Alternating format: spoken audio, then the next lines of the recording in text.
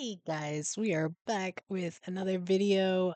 This one is from DW Food and it is 5 classic German foods you should give a try. Um, got a ton of views on my German beer garden react, which I thought was super interesting video. I think it was from this, no, I think it might have been from somebody else. But anyway, I thought that we should maybe dive into some German foods. We've scratched the surface a little bit, but hopefully this will give us a little bit more insight. I will link this video in the description and just my brain stopped working. And I will also link my Patreon. I just finished watching the second episode of Father Ted, and it is uploading over there right now.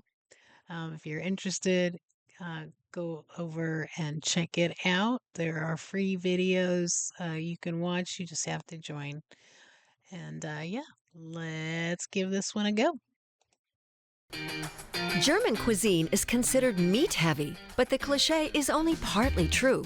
We'll show you 5 typical specialties from Germany, from hearty to vegetarian to sweet. Bet you wouldn't have guessed that one of them is actually a German invention. Let's start with a classic, the Schweinshaxe. This knuckle of pork probably corresponds to the image that many people have of German food, served with a side of Bavarian folk music, like here in Munich's Hofbräuhaus. Wolfgang Reitmeier uses basic ingredients when preparing this typical Bavarian specialty, but he's very particular about the origin and quality of the meat. Wichtig für die Zutaten ist halt Regionalität. Das ist einfach das nachvollziehbar ist, wo kommt das Ganze her. And this is how the knuckles are prepared. The front leg of the pork is seasoned with garlic, salt, pepper, and a mixture of caraway seeds. After resting for an hour, the meat goes into the oven for 30 minutes at 160 degrees Celsius to begin with. Then it's basted with dark beer and put back in.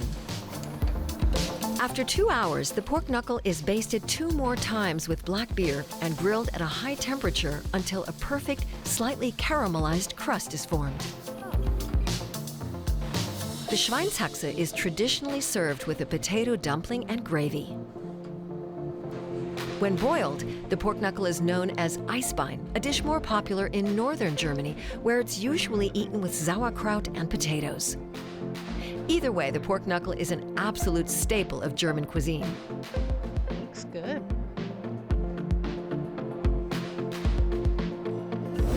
Time now for something vegetarian. This vegetable is the headliner on many German menus in springtime, asparagus.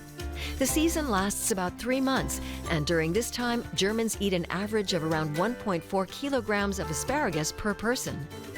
Asparagus has been grown in the region around Belitz, south of Berlin, since the middle of the 19th century. The soft, sandy soil here is ideal. I love asparagus. In diesem Sand wächst der Spargel möglichst gerade und er hat keinen Widerstand und weil er auch leicht ist, der Boden erwärmt sich gut und dadurch kriegt der Spargel auch hier sein einzigartiges Aroma. Around 10% is green asparagus, which grows above ground, and 90% is white and grows underground.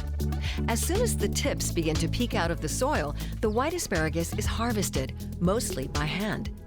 Because of the complicated harvesting process, it was seen as a luxury in the past, which only the wealthy could afford.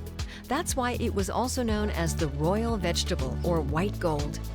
In Germany, it's served with hollandaise sauce and potatoes. Some have it with a schnitzel, but the absolute spring classic is a vegetarian dish. Asparagus served with breadcrumbs browned in butter. Our next stop, the bakery. This is a specialty that is associated with Germany all over the world, the pretzel. Especially in southern Germany, life without pretzels is unthinkable. A distinction is made between the Bavarian and Swabian varieties. The dough consists of wheat flour, water, yeast, and a mixture of salt, malt, and either margarine, butter, or lard. The dough is divided, rolled out, and then skillfully twisted into shape. This takes a lot of practice. Es ist einmal so dann so und so. Total simpel. Das ist ja eigentlich auch das, was die Leute am meisten fasziniert. Das Schlingen. After the pretzels have risen, they're coated with diluted baking soda. Symmetrical and deep golden brown. This is what a Bavarian pretzel should look like. The Swabian version differs mainly in its shape. It's all about the so-called belly and the thin arms. Das Wichtige ist an der schwäbischen Brezel die dünnen Ärmchen, die nachher groß werden und der Bauch, der dann schön locker ist und dann auch dann weich ist. Regardless of your preferred shape, the pretzel is undeniably the flagship of German baking. Love pretzels.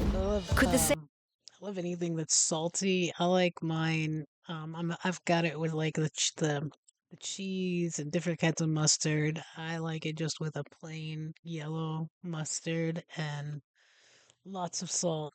Mm. be said about our next German specialty? You really have to like eating fish to find out. The fish rolls are particularly popular in northern Germany in every possible variation. Natürlich ein Lachsbrötchen. Ein Backfisch, also was Paniertes. Krabbenbrötchen. Bin schon ganz gespannt, wie das schmeckt.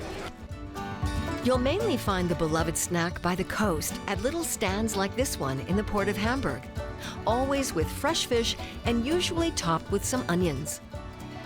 The king, or should we say chancellor of fish rolls, is the one with Bismarck herring. Herring fillets are marinated in vinegar and salt and mixed with mustard seeds, onions, bay leaves, and allspice. The herring is then left to marinate in the spicy broth for a week. It's named after the German Chancellor Otto von Bismarck, who ruled at the end of the 19th century. According to legend, a local merchant sent him a barrel of the pickled herring and got permission to name it after him. Today, the Bismarck roll is the classic fish roll, a street food that is a must-try for any visitor to northern Germany.